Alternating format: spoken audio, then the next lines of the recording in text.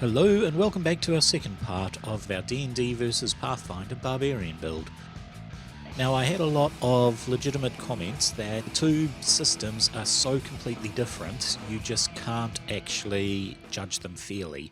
The key one was I completely ignored all the Barbarian feats and all the class feats and all the level up feats that you get in Pathfinder, and that's what builds a character.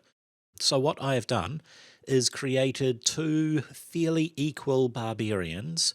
They are level 6, and for D&D they will be using the path of the Berserker for their primal path, and for Pathfinder we are using the Fury Instinct.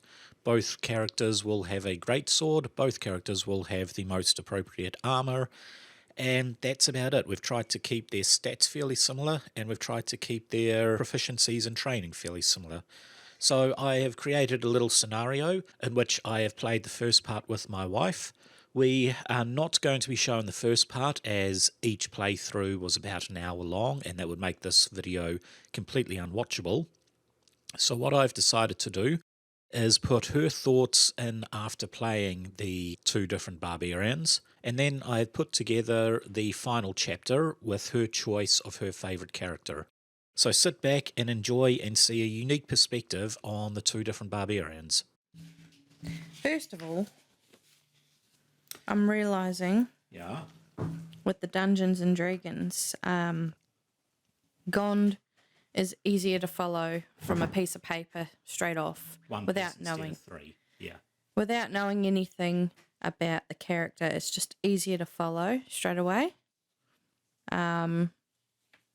That's going to be helpful for me as someone who doesn't know this character or how to play D&D or Pathfinder. I think this will be easier. Okay, That's cool. my first impression. So Gond, the human barbarian soldier. So which particular one did you prefer? That's hard. Yeah, you said that you preferred how D&D is laid out with, it's just, I think the character sheets are a lot easier to understand. It's one D&D page. character sheets are easier. Yes. That's true. I felt like the extra, the damage points that I was getting from Path of the Berserker were really helping me.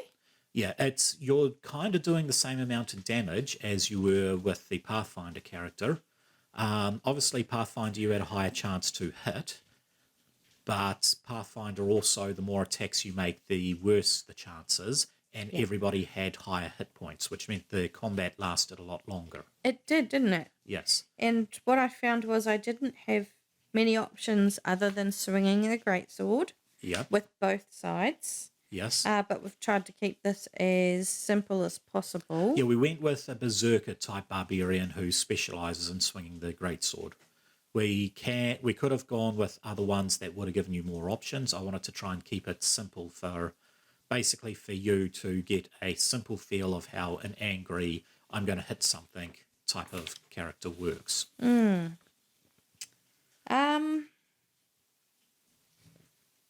The way intimidation worked, that's what I wanted to know between the two of them. Pathfinder seemed to have a greater effect. Yeah. With using the skills. Yes.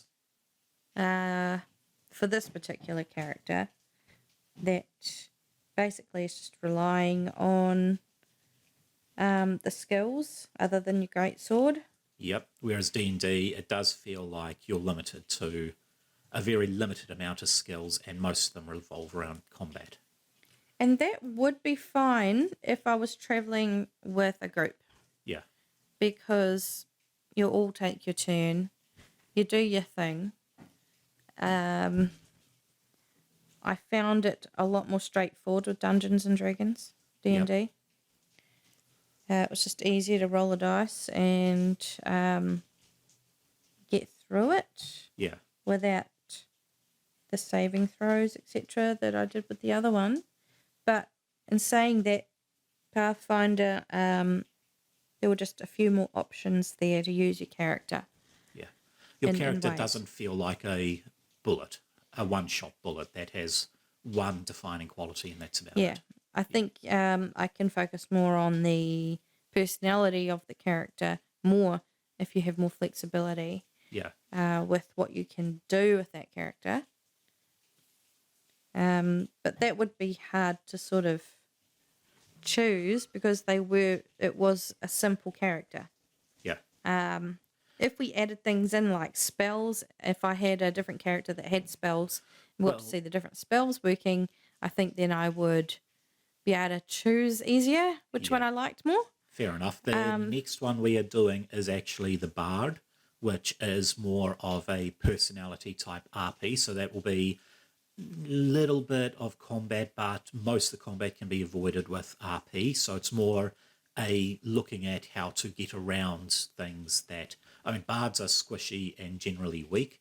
So this is going to be how can you outthink the opponent, and both classes will have the exact same spell repertoire. So Okay, well, I guess as you say, that bard that you're suggesting we play next time would have a higher intelligence and wisdom. Yep. This guy, Gond, he really only had his sword and his rage. Yes. Both of them worked. Did I like using rage with Pathfinder more? Well, Rage, I actually gave it to D&D simply because Rage gives you, in D&D, you get to use it a lot less, but it feels like it gives you a bit more and it doesn't take away. Whereas Pathfinder, you're only getting the same amount of damage, specifically with this particular build, with the Berserker, or Path of the Frenzied Warrior, whatever. You're also losing armor class because, I mean, you're going into a mindless rage. It makes sense, and it's been that way for all the rages back in 2nd edition, 3rd edition, 4th edition. It's like 5th edition is the only one that hasn't penalised you for going into a rage. But, yeah. But that simple character, because he was so simple, I think I preferred the Pathfinder, but only slightly. It's almost a 50-50. Yep. I almost don't have a preference. Okay. Because it is so difficult to choose. They both worked. I think I enjoyed Pathfinder slightly more. Okay. That character. And it may have been because the character sheet is more complex, and with such a simple character, you need the tiny little bits extra that Pathfinder give. Yes. But in saying that, it's just so much easier to use Gond in the D&D. Fair enough. It is. It's simple. It was faster. I noticed faster. it was faster. Well, this and I combat like took about 20 minutes, whereas the first combat took about 40 minutes. Yes. So now I'm swaying more to D&D. I like it when these things happen quickly, because when you are not alone and you're waiting for 3 other people to roll their dice, Yeah. you're just hanging in there. You just want to roll yours. Yeah, I mean, you've played with Scroggin. You played a campaign with 3 other people. That was the wolves attacking the caravan. So you did have a lot of downtime as everybody else done all their actions. But you've also played Navara, the Hexblade Warlock, with 6 other people in a campaign. And compare the 2 engines together. Which one in combat did you feel raced along quicker? Of course, Navara. Yeah. Because she had magic. She had a hexblade, hexblade warlock, compared to. Well, she was fun to use if you're into slashing and destroying and one hit killing everything. You know, you get a real power trip going around with Navara. But Scroggin was designed to be a bit of a fun character to play. Yeah, I think really your funny. First combat, you set fire to some trees and then started dancing because you were so happy, and a wolf almost bit you in half. Yes, and it knocked me out. Yep. It was hilarious, actually. Some people who are into more serious What were we playing? That was Pathfinder, wasn't it? That was Pathfinder. Yeah, That's Scroggin right. is Pathfinder. So just a side one, Scroggin is a little goblin. Charhide pyromantic. goblin. Yeah, he's a Charhide pyromantic goblin druid who aspires to be a dragon and loves singing his tales of big giant dragons. So I believe towards the end of the that little campaign, the crafter of the group had actually made headphones for everyone because they all got sick of Scroggin singing over and over again. And yet he had these quirky little things where he could turn into a rodent and, go listen to conversations. Yeah. And get out of the way of bar fights, which, our little Charhide, knee-high goblin is not going to be able to perform in a bar fight. So I sort of turned myself into a squirrel and I ran out of there. Yeah. And I turned into a rat and then I turned into something else. But then I ran outside to catch someone running away. And I had this awesome feat where I could throw... I threw something, it tripped him up. Yes. And I actually caught him. You did, yeah. So he has some use, but he's just so much fun to play. Yeah. And that's a character that is a lot more complex than Gond. Because I do prefer using magic and spells personally than a melee weapon. Yeah. So you're a spellcaster, you're not a martial character, which obviously Barbarians, it's written into their thing, as soon as they go into rage, they cannot cast spells. And this particular character just, I don't mind playing a dumb character so long as they're funny. Gon's a little bit too simple. Yeah. I think you designed him to be that way, but I'm just like, well, he's sort throw of the greatsword, throw the greatsword. That's all it can do. Yeah. That's a little bit annoying. I want to go out there and throw a hexblade at least, Okay, so if we were to do the second part of this campaign, because this is only the first part of this little one-off, which particular character would you prefer to see the finale of this campaign with? Pathfinder. You prefer Pathfinder? Yes, I do. I think the D&D one's good for someone who is really, really new and is getting used to it. I find that I've seen enough of Gond in D&D, and I want to see how Pathfinder takes this campaign. Okay, cool. Yeah. Oh, well, we will look at doing the second part as the finale to this episode. But thank you for your insight, and we can cut it there.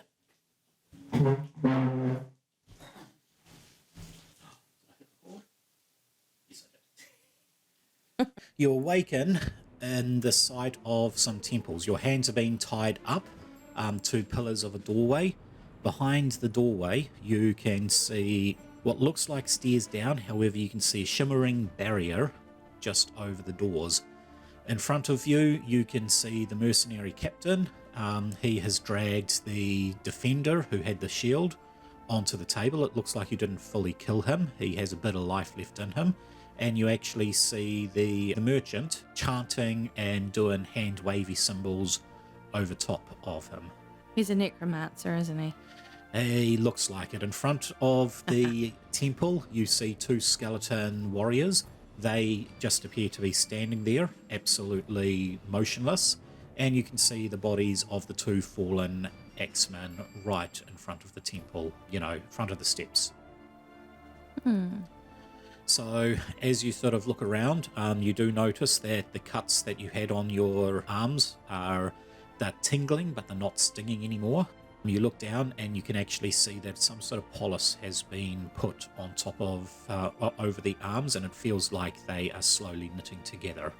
Like a what? Poultice. A poultice, yeah. Poultice, Okay. yes. Did I say polis? I meant poultice. Okay. So I will let you get back half the hit points you had lost. So 55. It's one good Okay, thing. so yeah, I'll let you regain 28 hit points, and that will give you 84 all up. Oh, I wasn't far off. As you're looking around, the mercenary captain sort of hears you. He looks over his shoulder, takes a subtle step backwards towards the door frame where, you're kept. Sorry, you're not kept in a door frame. You're kept inside the temple next to the stairwell. He takes a subtle step back to the doorway. He sort of moves his flail into his shield hand and then discreetly picks up your greatsword and then leans it against the doorway while giving you a nod. He then readies his flail again and walks back up to the ritual site. As the ritual heats up and builds up, the necromancer pulls a dagger and then stabs it through the heart of the other guy. You can see a faint glowing coming out of the other guy, and as he glows, the light surrounding the stairs also glow. It starts vibrating a little bit, sort of you hear a reverberating hum coming from it, and then it sinks back to how it was before. He sort of looks over and he looks a little deflated, the necromancer. It's like, didn't work. But he notices that you're awake. He's like, oh well, we've got some fresh meat, let's start off again. Yeah. He then just pushes the body off the altar and starts cleaning his blade while nodding towards the mercenary captain. So you are currently bound. What are you going to do? Can I try and use my, would it be athletics or acrobatics to get out of the binding? It will be an athletics check. 11. Yep. Do I add 11 to my acrobatics? You do 10? indeed. You have to 21? beat 20. Well, you beat 20 easily. Oh, I got Yep. 3. You got free. So as you sort of shake, the binds seem to feel like they've been loosened a bit, so you're able to easily get out of the binds. And you take a few steps up and grab your greatsword. Yes, I do. Yes, the necromancer sort of looks a little shaken by the fact that you're now a heavily armed character standing there. So he starts casting a spell, and he repeats the spell 3 times. Sort of waves his hand and then casts it. And what you notice is the bodies of the 2 axe-wielding people and the body of the person who has just died seem to reform and get back up. Okay. I know. Sudden charge. I want to go for that necromancer. With a quick sprint, you dash up to your foe and swing. Stride twice. If you end your movement with melee reach of at least one enemy, you can make a melee strike. So I'm going for that necromancer if I can. But he's standing on the other side of the altar, isn't he? He is, in fact, on the other side of the altar, and between him and you is a zombie and the captain. Oh, Lord. You are also not currently in rage. I'm not enraged. No. So do you want to begin combat? Because if you do, then we roll initiative. I'm a little curious to know if I should actually go hide, run down the stairs, but I might trip myself if I do that. Is there any way out of the temple? Any other way out? There is, you can see light streaming from the back of the temple. However, it doesn't look like it's enough light to squeeze your large frame through. Yeah. So, with D&D, you got a danger check. Is there any sort of thing here? There is. It is a perception check. Would you like to have a look for a perception? Yeah, Okay. I do. So what is your perception modifier? It's 11. It is 11. Okay, so looking around, you can see that the way down is pretty much blocked. You can possibly break through the thing. It looks like the wall, it's old stone.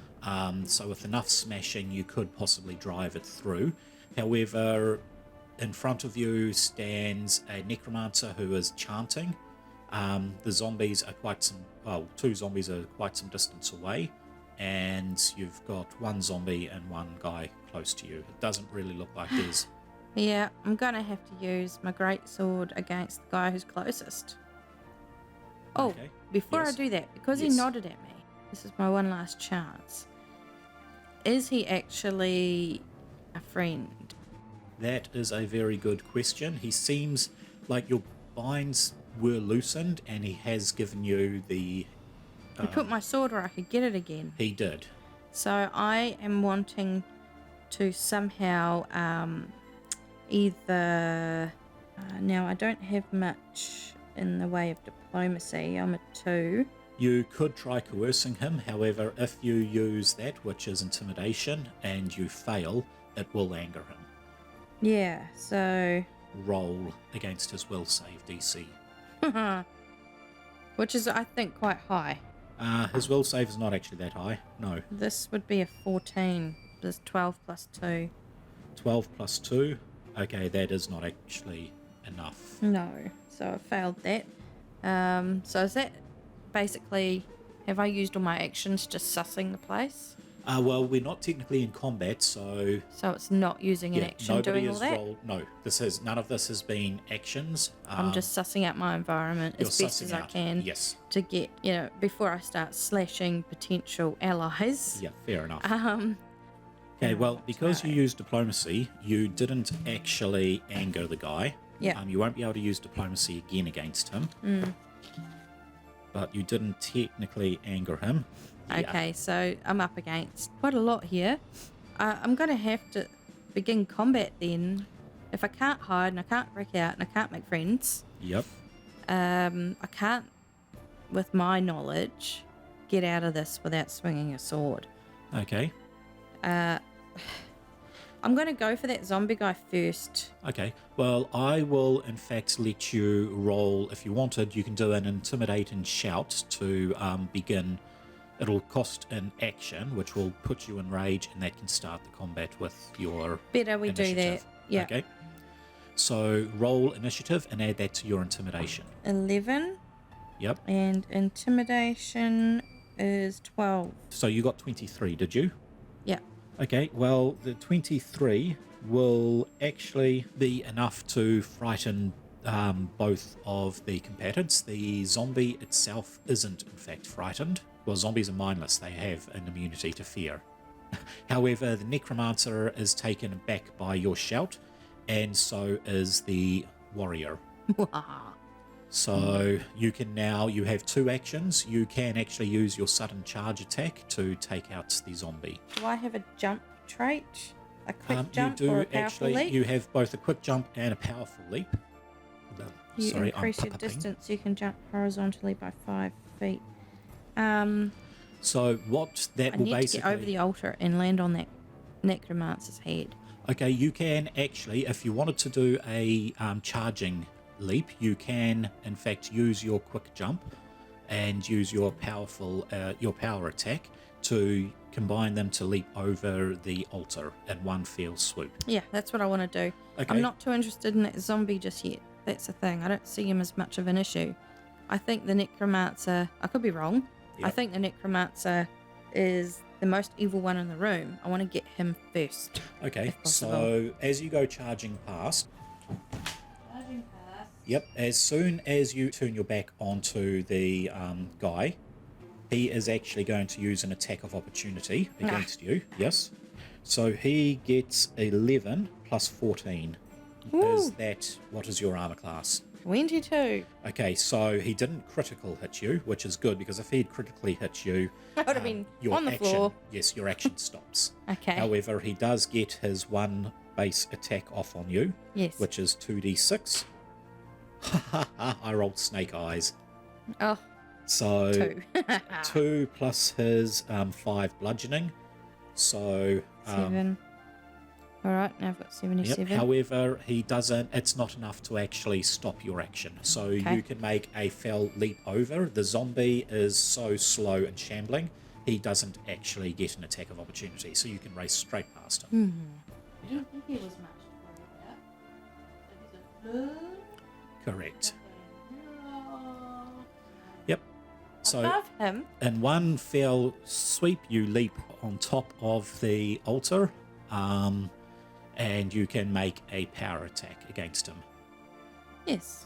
So a power attack is you roll, but you actually do double damage. Really? Yeah. Okay. Oh dear. I only What? got an 8. Okay, add that to your attack. 8 plus 14. Okay, so that's 22. You easily hit the necromancer. Okay, so you actually roll 2d12 for a power attack. 15. So that does a massive amount of damage off Mr. Necro. All right. So I've hit him. What other actions have I got left? That is all your actions. Your first action was to go into a rage and make a shout. Your second action was to use a combo of your sudden charge and your leap ability to fly over and whack him. Good, at least I got the guy. Yes.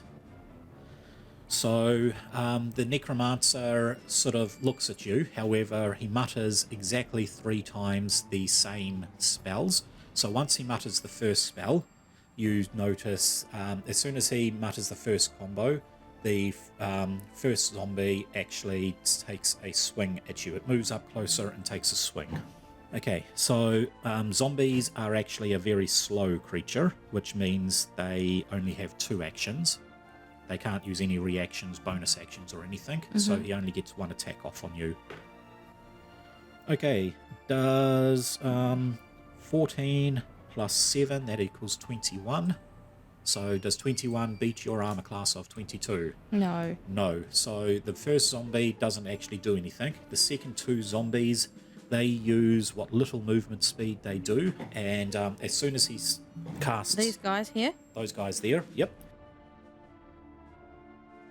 And then a third time, and that's all he is doing. Whose turn is it now? So now it is actually the bandit's turn. Now he's technically flanking you, which means he gets a +2 on his attack. So he rolls, and his first attack, so he rolled a 3, so his very first attack does nothing. His second attack, wow, he rolled a critical 1. So I got a 3 and a 1. He should wrap his own little, what do you call it? Flail. His flail around his ankles and trip himself up. No, he doesn't. He swings at you. He, however, hits the zombie next to him. So he is... I don't believe it. I rolled a 1 on the attack, and then I just rolled 2 6s. So... He's really indicated the zombie. Is he? Well, this could be part of his plan. Maybe you did make an impression on him. Maybe I did. Maybe. However... Well, he's just hopeless. With the strength that he has and his flail, he actually smashes the head clean off the zombie, which knocks it back 1. While doing so, you actually notice a distinctive shudder coming from the necromancer, and his eyes seem to lighten up a bit. So, it goes back to your turn. I'm going to deal with this necromancer again. I'm just going to have to lop his head off if I can. Okay, so... He's too dangerous to have around. I mean, you do have other options. He is using manipulate actions with his hands. So he needs his hands in order to do the spell. Would that be dangerous just to grapple the necromancer? Words you thought you'd never Yeah. You've given me an option to do that. Hopefully I don't regret it. Okay. Let's just grapple him then. Okay. So a grapple check will be against his fortitude save. So you roll your athletics. I rolled and I got a 3. And what's your athletics check? 14. That only just misses. Yeah. So that's your very first attempt at doing it. You have 3 actions. Okay, I'll try again. Okay, this will be at a -5 this time. Oh no. Remember, multiple attacks. Yeah. But it'll be the same if you try and do it. So effectively you try to grab his hands. He quickly dashes out and he keeps casting. Trying to get out of my way. He is. And this is a 13 plus 14. So what is that? That's 29? Yep, minus the 5. Minus 5. That easily grabs him. Okay, I've got him. So you effectively grab one of his hands, twist it around so he's twisted back onto you, and you can pull him closer to you. You still have yet another attack. Is this a hostage situation now? It depends on what you do. I don't know what to do with necromancers apart from kill them.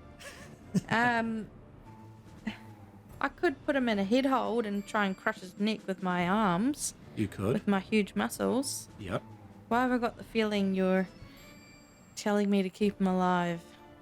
I'm not. Okay, that would be an acrobatic or athletic? To try and suffocate him? Yeah, basically I'll put him in a head hold.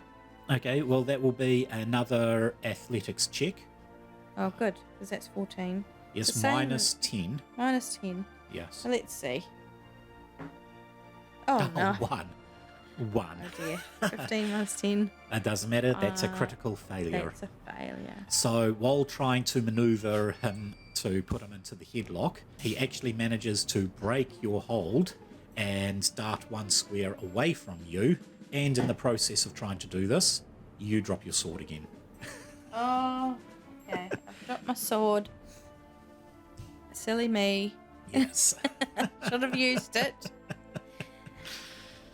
Yep. Okay, that is the end of your turn. So the Necromancer, he is actually going to take a few steps behind, and then he is going to spend his second action constantly doing that spell, which will move the zombie up one, and the zombie gets an attack of, it is 11 plus 10, that's 21, so that doesn't actually do anything. He uses his third action to cast the spell, and the third zombie goes up, and that is a 22, so that does actually equal your ability, your thing. So now zombies, they don't actually do attack damage. What they do, oh actually no, they do a 1d8, which is 7 plus 4, but you are now grappled by the zombie. So do I lose hit points? Yes, you do lose hit points. How many? You lose 8 hit points. Alright, 69. Yep. However, you are now grabbed by the zombie, so he's effectively holding on to your arm and trying to gnaw your arm as you attack. Ooh. Yes. So that puts you restrained by him. So the mercenary actually is going to take a swipe at you. 6. Wow, I'm rolling so pathetically low. I'm not going to use that dice anymore. This is really a good thing for me. This is a good thing for you. So he is going to swing 3 times. So that's his first swing is a miss. His second swing, however, is a hit. And he is doing, what did I say it was? It was 2d6 plus 5 damage. 6, 7, 8, 9, 10, 11, 14 damage.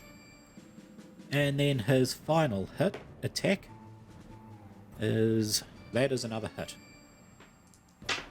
And that's the same amount of damage, another 15 damage. Alright. So we're 69 minus 29. Okay, so it's actually your turn again. You are going to have to spend an action trying to get out of this grapple thing. Okay. You need to get more than 21 on a fortitude save. Fortitude's 13, and I rolled a 14. Yep, so you're easily able to shrug and push him off. He doesn't go prone or anything like that. You still have 2 actions. You're going to have to take at least 1 action to pick up your blade. I'm going to pick up my blade. Okay, what are you going to do for your final action? The necromancer's he's gone. Well, you are on top of a high altar, Yeah. and you do have quick jump and powerful jump. I do. Yes. And I will do that. But can I do that and have a melee attack? No, you can't, but it will No. get you out of being fully surrounded and get you closer to the necromancer. Alright, we're doing that. Okay, so with the jump, because you have a space of 40, you get to move 4 spaces. And you leap clean over the tops of their heads. Very So good. jumping is actually quite a cool action that you can do. And especially if you have quick jump, because usually that will take 2 actions and you need to run. You need to do 1 action to make a stride, and then 1 action to jump. This is just letting you straight out jump without striding beforehand. I sure did jump out of it. I think You it was a did. very good option to do that. Yes. That's what I like about this character, is that he has more skills Options. and feats that allow me to just do more. Yeah. So Right, that's all I've done. Okay, so that is everything. The necromancer is sort of, yeah, things aren't going terribly well with him. Looks like the zombies aren't actually going to be working for him. So, he's also scared of the fact that you can just wail and one hit him. So he's going to use his actions to move further back. He's a coward. Yep, he's not actually casting the remainder of that spell. So he starts casting another spell. You notice as soon as he starts another spell, the two zombies actually fall down dead. So he is going to be casting a spell. I'm not going to tell you what it is, but I'm going to do a spell attack for him. It is 11 plus 13 equals 24, so that does actually hit. So you are what is called Enfeebled 1. So what Enfeebled does is you take a deficit on all your strength-based abilities until his next turn. Strength-based abilities. Yes, attacking is a strength-based ability. So instead of a +4, I'm now a +3. Correct. So that counts your athletics as well. So I'm a 13 for athletics. What about acrobatics? No, acrobatics I believe is dexterity. Intimidation? No. The only check is actually athletics. Okay, so that's just gone down to 13. Yes, it's basically your athletics goes down by 1 and your attacks and damage go down by 1 each. Okay. Yes. So even my melee strikes will be 13 instead of 14? That is correct, yes. Alright.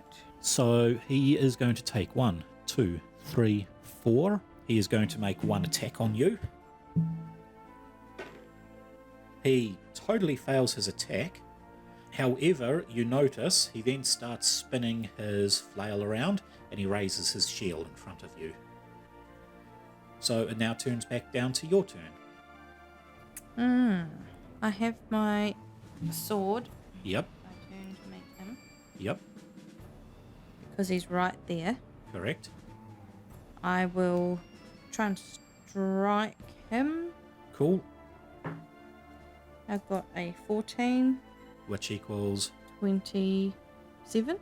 27. Okay, his armor class is actually 24 with his shield raised. So he is actually going to absorb the blow in his shield. So you roll damage as normal. 1 or 2, sorry. 1. 1d12 is a 10. Is a 10 plus your strength of +3.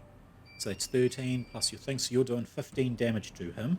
However, with his shield raised, that actually goes down by quite a significant amount. Basically, you can feel the impact of your sword ricocheting right across his shield. Ah. Yes. So you have another attack. Again, let's try and Okay. see if I can hit him. 8. So that is a miss. Oh, dear. And again.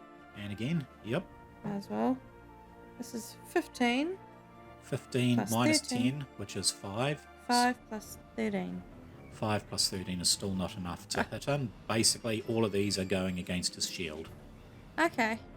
He's pretty tough. I haven't got him yet. He is pretty tough, but as you can tell, he doesn't do a lot of damage. Can I do a quick perception check to see how... You can. This is actually a recall knowledge check on him. I want to know what his weakness is. Okay, so you roll your knowledge check, which will be... I'll make that a society test for you. 15 plus 8. Okay, so you can tell he is using a sort of a combat style fairly familiar to orcs and hobgoblins, where they use the flail to disarm the opponents and to sweep the legs of the opponents, and they hide behind their shield. So it's a real strong shield stance ability. It's usually made for characters that, aren't as tough as a barbarian, so he doesn't have a lot of hit points, but you can tell he has a strong armor and a strong shield. He relies on that, and while his flail is a weak flail, he uses the flail mainly for disarming, grappling, and that sort of stuff. So while you were dealing with the hobgoblins, they did actually show you it. It is a common hobgoblin technique that the orcs have started to pick up. Okay, so it is the necromancer, so you're no longer enfeebled. So I'll wipe that off your stat. So he starts summoning a spell. You can see him moving his hands and you can see him chanting pretty much. And once he has finished doing it, you actually see the eyes glow in the skeleton behind him. Ugh. Yes. He then... Is there a skeleton behind him? Behind you. Ah. Behind you, sorry. Well, technically in front because you're attacking the guy in front of you, so it'll be in front of you. Alright. So one of those skeletons has now been active, and that misses its first turn because it has just been summoned. So now it is back to the mercenary captain's fight. So he is going to attack you twice. First one quite clearly misses. Second one does worse, and once again he raises his shield. It is your turn. Is there a way I can knock him to the ground by just aiming for his legs and missing the shield? Can you do that? You can in fact do that. So your athletics checks are climb, force open, grapple, high jump, long jump, shove, swim, trip. And if you're trained in it, which you are, you get disarm. Well, yes, that's what So I want to do. you want to trip I want to him. trip him up so he is disarmed from that awesome shield he has. Okay, so you roll an athletics against his reflex DC, and his reflex DC is sitting at 21. Right, well, I got a 16 and a 14.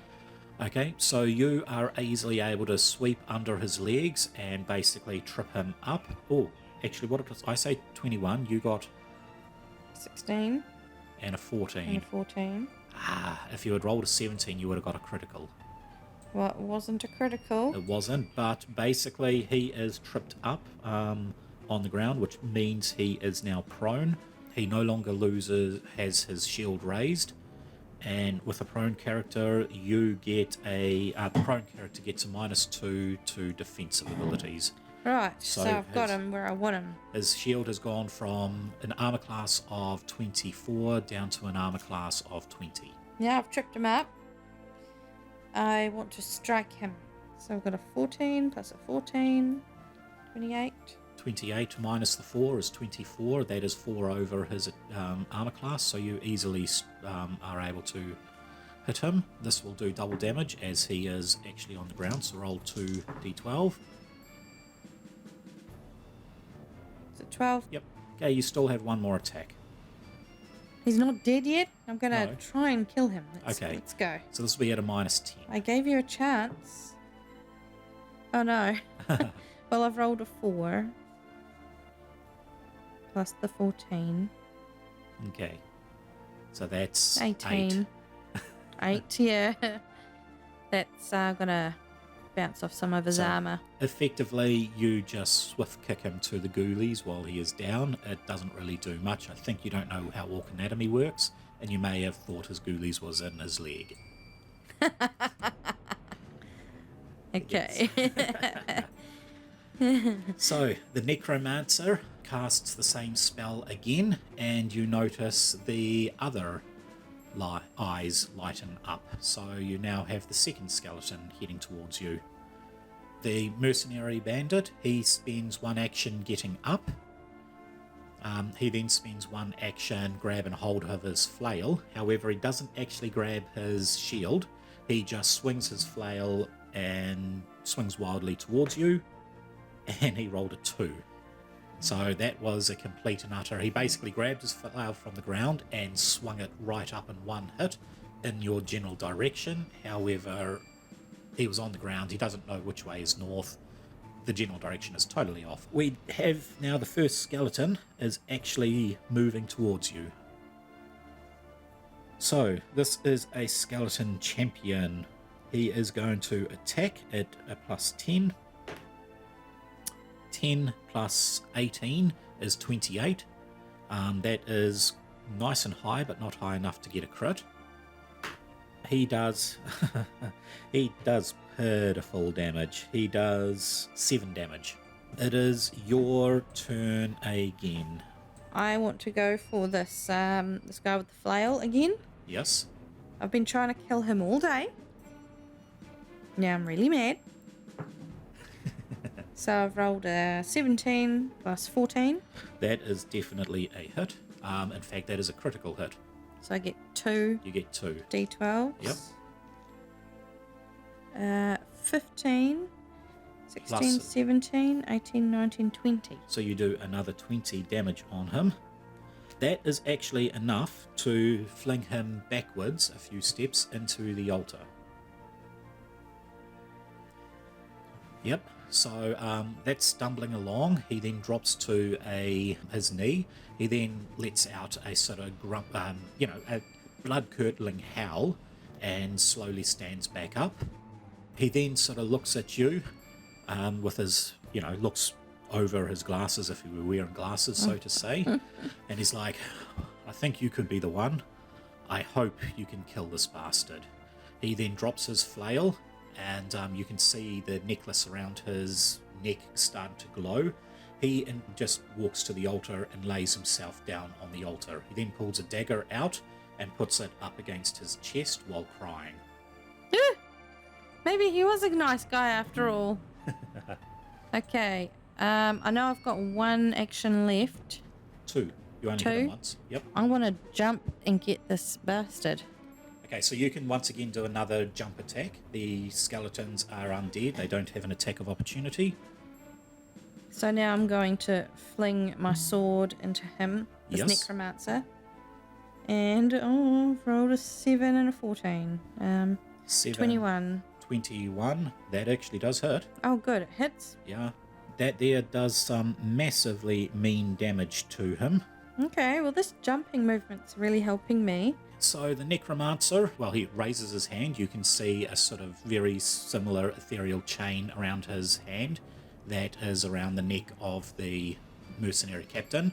He then squeezes his hand, and the mercenary captain suddenly stops crying, makes a yell, and then forces the dagger through his heart. He then starts shuddering, and while he is shuddering, out pops a wraith.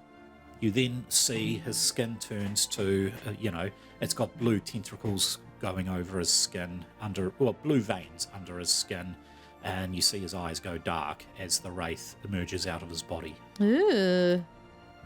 So he was... How do I find out the truth about that guy who just died? You can do a knowledge check. It'll be probably a religion check. Okay, let's do that. Okay. I wanted to know what on earth happened just there. Okay, what is your religion? No, I roll it. It's a secret check. 1. 1. Well, that's still a 19, which is pretty good. Although I shouldn't actually tell you what it is. It's a secret check. I'll forget anyway. Effectively, it looks like it's often used by slavers. It's a bonding thing which effectively forces the slaver or the slave under the will of the slaver. It's a very powerful magic device. Most magic devices that control the mind usually don't allow the creature to do something that would kill it or harm it in any way.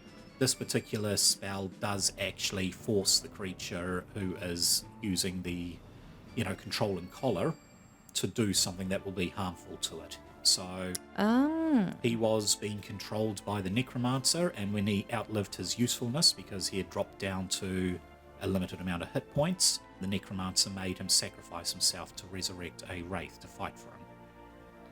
In hindsight, I should have taken just the snake off him.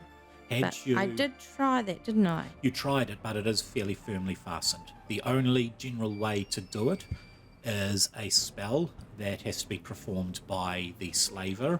Even killing the slaver, if the slaver dies, the slave dies. So had you killed the necromancer, he would have fallen down dead. So it couldn't be saved, but yes, I now have to try and kill this necromancer. Yep. Or he's going to try and kill me first. Well, he still has an attack. So he is going to be using a nice spell. So roll Fortitude versus yours, the spell DC of 21. So 16 Fortitude. and 13. So you take half the damage. So I roll 2d4, which is a whole 3. Wow. So I only get 3 damage. You only take 3 negative damage, and because you succeeded in rolling out and saving, you don't take any persistent bleed damage. Oh, good. This is a really, really good spell because it will do 2 points of persistent bleed every turn until you actually heal it. Well, I'm going to have to get rid of this guy. Yes, so that is the end of his turn. Firmly in my sight now. Okay, so Skeleton 1 sort of shambles up to you. Once again, they are slow creatures, so they only get 1 attack. He goes right up to me. He goes right up to you, and he makes 1 whole attack. At a 15 plus a 10 is 25, so that hits. And he rolled a 1 on damage. So 5 damage. Lucky. Oh, I'm down to 25 hit points. Okay, the next guy also goes up to you, and he rolls as well. He rolled a 17 this time, and 7, 8, 9. So you're dropped down to 12 hit points. Uh-oh. Someone's got to go, me or that other guy. 12. And don't forget, we've got that... that Wraith. Yes, the Wraith. The Wraith doesn't actually activate until after his... later. Yeah, after the turn he is summoned, so he's not going to activate it this turn. Okay, so it's your turn to attack. My turn. Yep. You're going down. I'm getting my melee strike. I've decided that I'll just use my greatsword. And, yeah. Oh no. What? I got a 6 plus a 14. How much is that? 6 plus a 14, isn't that 20? Yes, which is actually a hit. Oh, thank goodness for that. Yep. I've got 10 Okay. plus... Do I do rage damage? Yes, you do. 11, 12. Strength damage too? Yep. Okay, well, the good news is 16. he had 47 he had 47 points of damage, and he only had 58, so he only had 11 hit points left. So I've killed him then? You've actually killed him. So as you kill him, well, as you go there, you see the light in his eyes sort of darken, and he falls down to the ground. The 2 skeletons behind you also fall down to the ground. It walks over to the door behind where you were first captured, and then sort of walks through the door effectively, so it's going downstairs. There's something there. Should I chase him or should I run? Because I have 12 hit points. I won. You won. It was a close fight, but you won, which is what fights should be like. I think so. Yeah. If you like this video, then please like, share and leave a comment. If you have another topic you'd like me to cover, write that down in the comments and I'll look into that for you.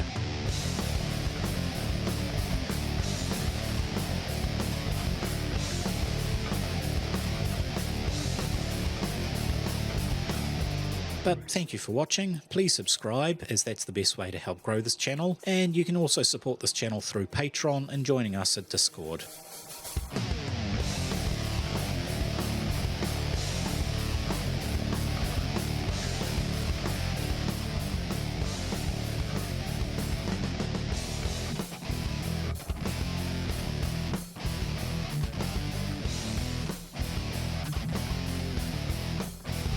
So, thank you very much and farewell.